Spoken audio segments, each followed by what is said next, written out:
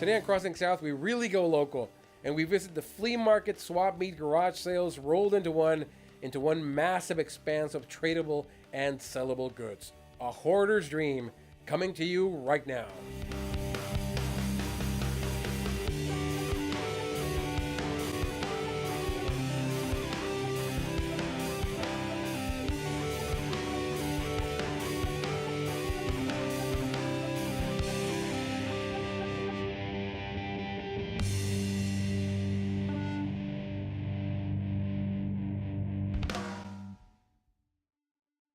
You know, folks, part of the Mexican experience in Baja, as in other parts of Mexico, it has different names in different cities.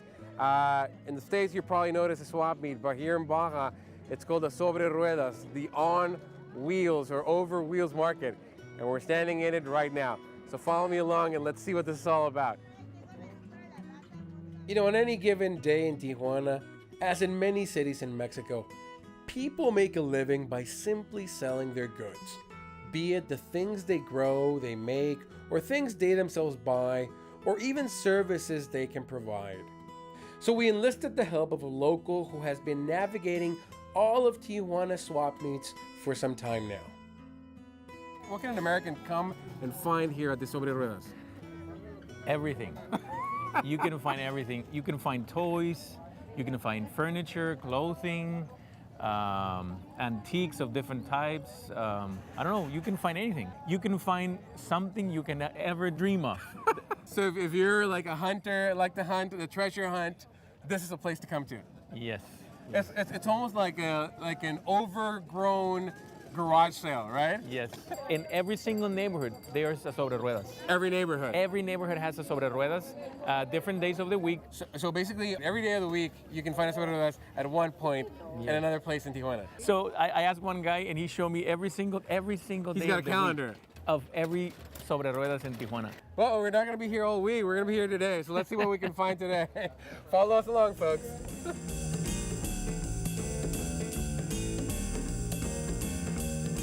I tell you, you can find anything you want to. Medieval weapon, this bludgeoning, cutting instrument of warfare.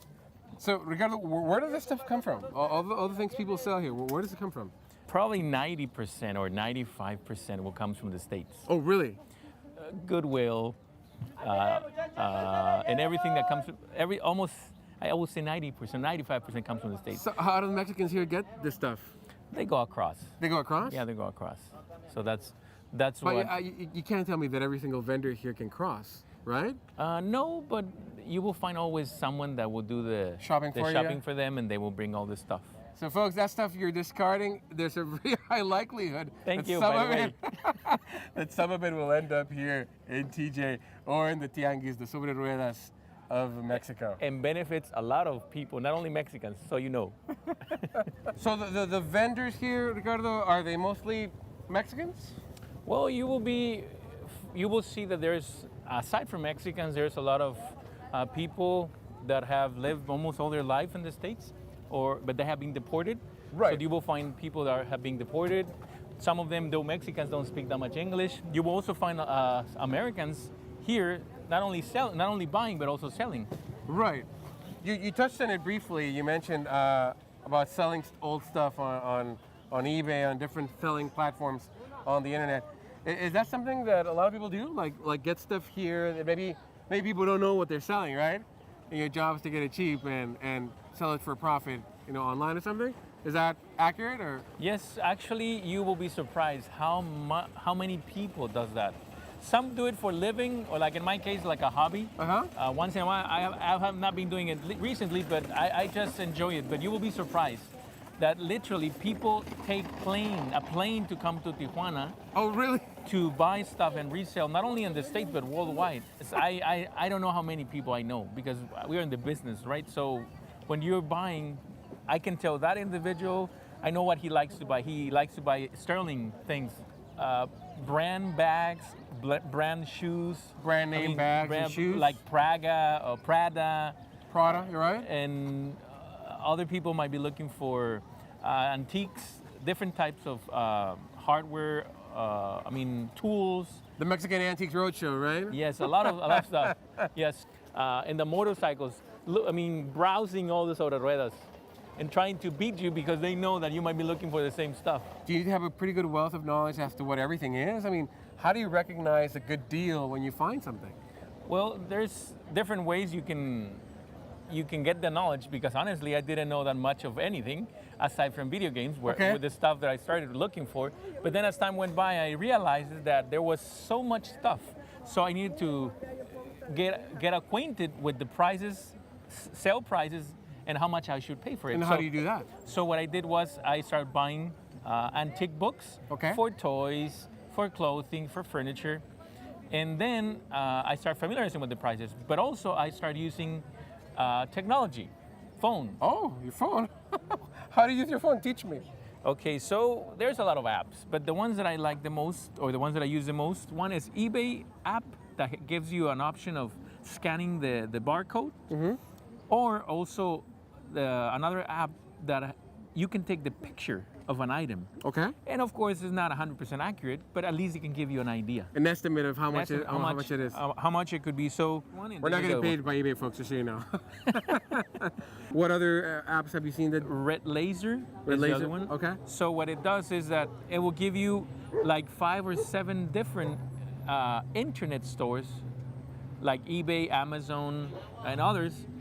And that way you will know, okay, this is how much it sells for, this is how much it's worth, so you know how much you can pay for it. If it's in mint condition, if it's in the box, if it's packaged or not. It will make a big difference on the price. Okay.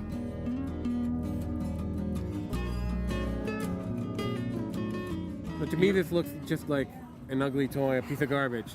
That's how it looks like to me. Yeah, the kind of plastic the toy is made. This is not that old, but it's not a brand new toy. I mean, this is not how dolls bend, you know, in the newer ones, right? Yes. The dress seems pretty tore up. Also, the fact that it's torn up doesn't mean that it's old. Doesn't mean that. But the fabric, the style, it can tell you what era, what a year is.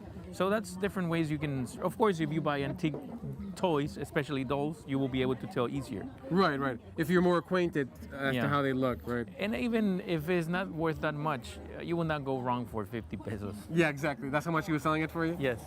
So, give me an example of something that you found that was really expensive.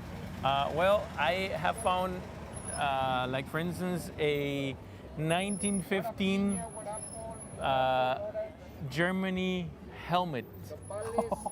World War I. Yes, and the Kaiser helmet. Did it have the spear thing, the pointy thing? Yes, it was kind of broken, but yes. And wow. also here in TJ, a Kaiser helmet in TJ. The best part was Das ist gut. Yeah. Mein Freund. Yeah. The thing was, it was a good deal. 30 pesos, you cannot go wrong. You're kidding. Did you sell that? Yes.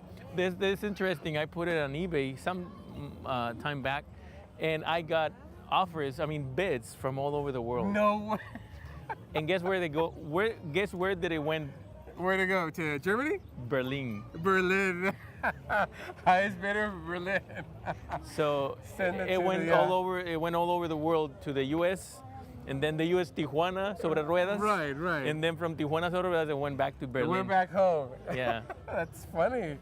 So Ricardo, untrained eye, I look at this and I think this is a vast sea of tax evaders. Do these people pay taxes? Yes, of course. And of course, there will be some that are not paying, but the majority, they have to pay taxes, because if not, they will not get a permit. Okay. Like for instance, you will see that there's tarps, different colors. Right. So there's unions. Oh. So in order for you to be part of a union, you need to pay taxes. Okay. And also you need to go to meetings that they have so that you can be part of their union. Every union has different spots or different neighborhoods so they can go. So yes, they pay taxes in order to have permits to be here. Hey guys. What you doing? What are you playing? We're playing old music.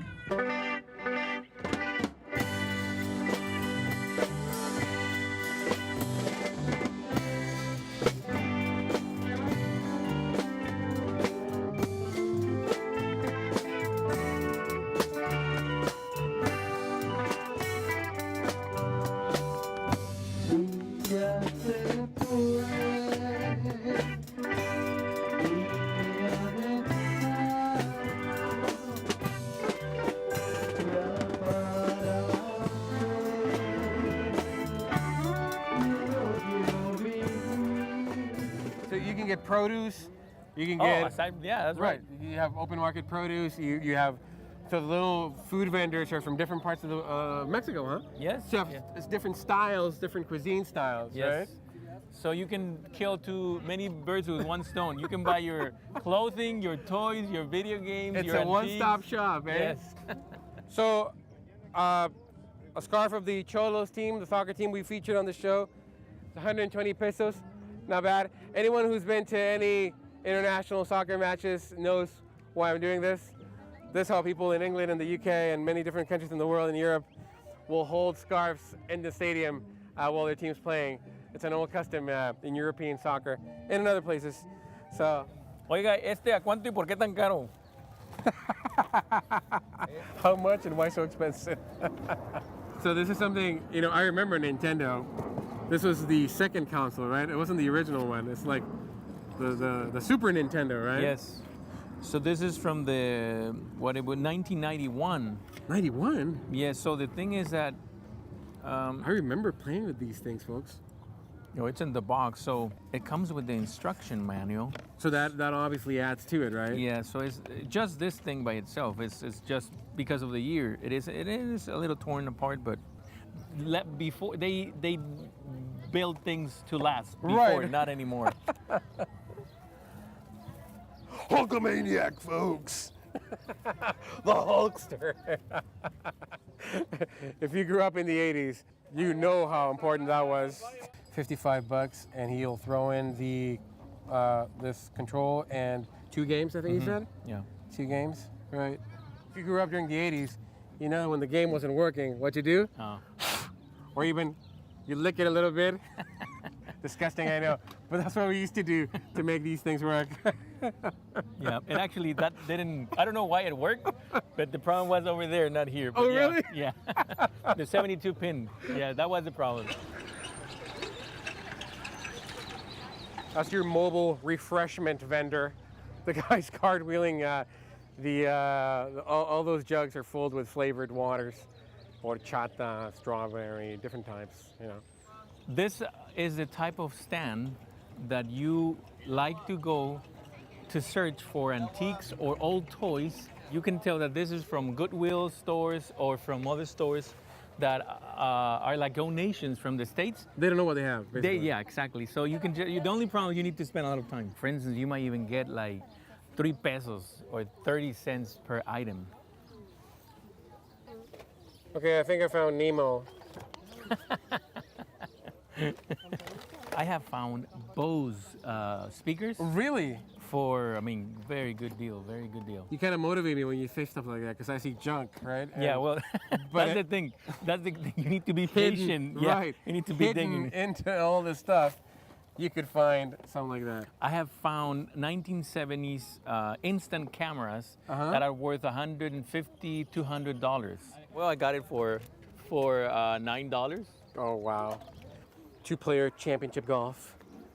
I don't know what this is. I don't know if this, you golfers out there might know what this is. Mode, sound, club select, start. I don't know. Is it a video game or is it something to keep score? I have no idea.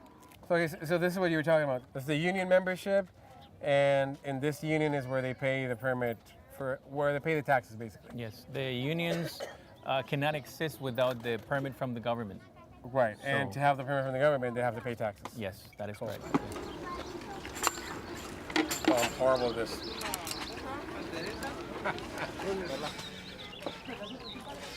Hey, te estoy hablando.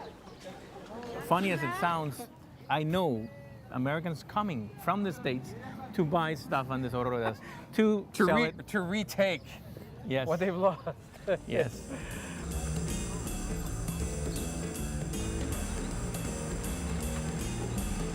So you're walking about and you get the urge, you need to go to the restroom, to the baños. It's no problem. Just 5 pesos, right there. About 30 cents. It's not free. It's not free. So, gotta pay for everything. Collectors are always on the lookout for gems. You can tell who they are by their attire. Hugh Jackman right here. This doesn't look like the original Bumblebee of Transformers, but maybe it's a closer version of the actual Bumblebee. Listen, you hear that, Michael Bay?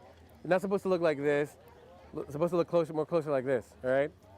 Get it right. Ghostbusters 1980 something. So Right, that's X-Men. That's like early 90s X-Men. That's Cyclops. This was Buzzsaw from the Silverhawks. It's 100 pesos, 10 bucks. You used to have, I remember when I was a kid, you used to push here and these things would spin. Am I boring you? no. I already asked for the price, so I know. So I'm gonna give you guys a quick overview of the stuff that I'm finding here, toys wise. Okay, so these guys are like masters of the universe. This guy's neck is supposed to go really high up. I remember this character. Check it out. Whoop! Check it out. The feet are supposed to stretch out. There you go. He would jump whoop and hit things. He's Ram Man. I think these are the original Star Wars characters, and I think they are, because if you notice, the knees don't move. Oh, that looks like kind of old. Yeah, that's what I'm saying. Like Look at the stiff. The knees don't move. Yeah, I will say that is what, 80s or 70s? 1974. 1977. Star Wars. In 1977, Darth Vader. The knees had not been invented yet. I wanted these toys when I was growing up, and and they're here now. You know, they're here. So you can still find them in the sobre ruedas. You got a very nice collection here, my friend. All right, you just took me back to the 80s, back to when I was a kid. So after our archaeological ventures in search for ancient trinkets, it was now time to see what tasty delights a place like this has to offer. Folks, sometimes you gotta live a little. Just think, a whole society is consuming this stuff, and people are not being rushed to the emergency room, neither are they rushing to the nearest loot. So basically this type of ice cream is made in the state of Jalisco, in the municipality of Jocotepec, and it's cranked by hand, it's made by hand, it's whipped by hand, and it's basically considered artisan ice cream. And that's one of the advantages of being in these swap meets. You have people from all over Mexico, and they bring their foods, their recipes, whatever they know how to do from back home, and in this new established city. It's Tijuana, city of immigrants, remember. People come here to either to cross the states, or they fail and stay, or go back. The ones that stay, you know, they have their stuff, their local stuff from where they come from, and they make businesses like this. Okay, so most of the flavors are pretty common, from strawberry to vanilla. But there's one flavor you just mentioned, which is chongos. Now, I think the only way I can explain chongos, I've tried this before, it's a dessert from southern Mexico where it's basically coagulated milk. It's basically like it's gone bad. It becomes these chunks. It sounds disgusting, but it's actually really good. They're called chongos zamoranos because I think they're from Zamora, Michoacan in southern Mexico. We'll try to do a bit on chongos in the future, but right now he says he's got an ice cream flavored made out of chongos. ¿Puedes dar una de chongos?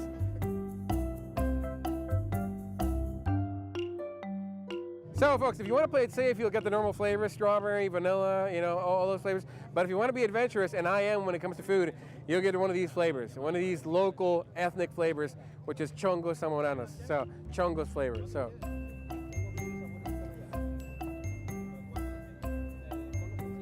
Wow, really good. Fully recommended.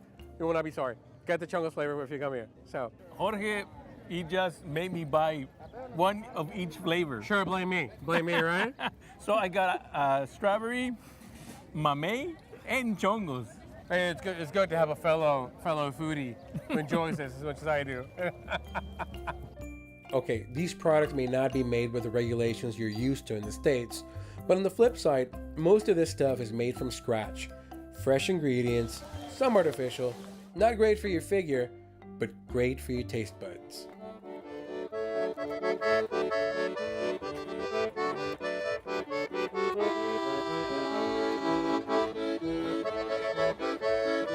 Mi chiquitita, finge no mirarme, ponte muy contenta porque estoy aquí.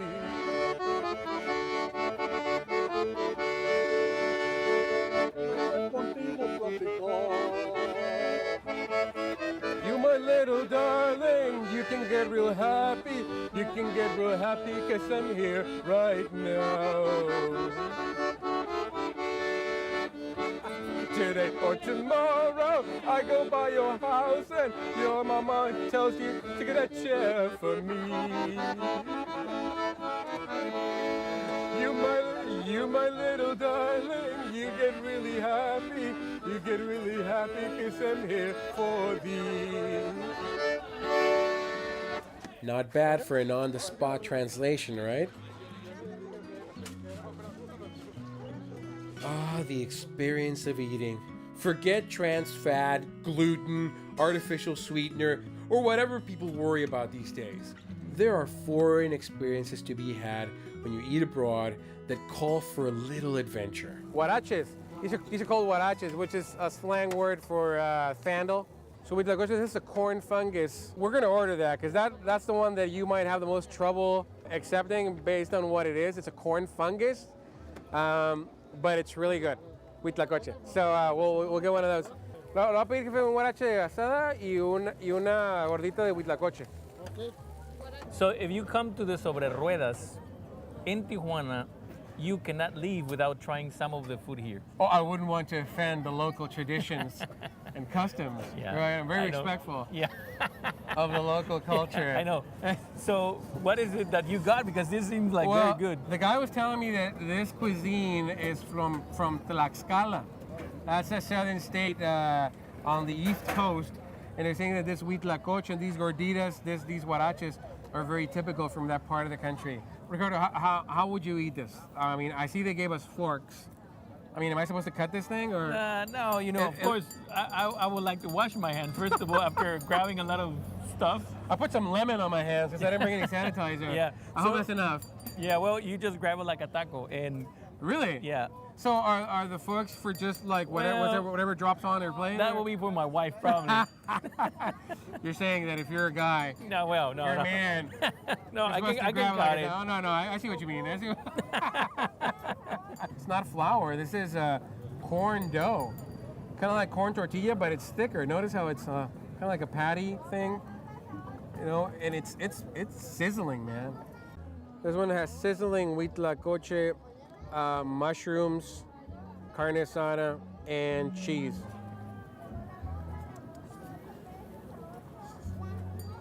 I don't know if any of you will ever be brave enough to try the huitlacoche, the corn fungus, but I have to say it's delicious. So if you trust my judgment, you'll give it a shot. You'll give it a try.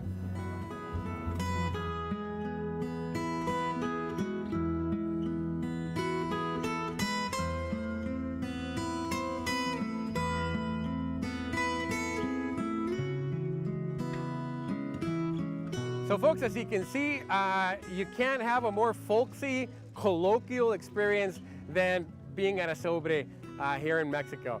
It's a safe experience, and I really do recommend it if you want to get to know the locals and have the flavor of the place. Well, that's the show, folks. We hope you liked it. We'll see you next time on Crossing South. This is as real and local as it gets, folks. And we lived it for you. But now, it's time to fly. It was a rudimentary yet colorful experience to treasure hunt through one of TJ's swap meets. After gladly passing through the gauntlet with our trusty guide, we were left wondering what will be our next adventure the next time we cross south.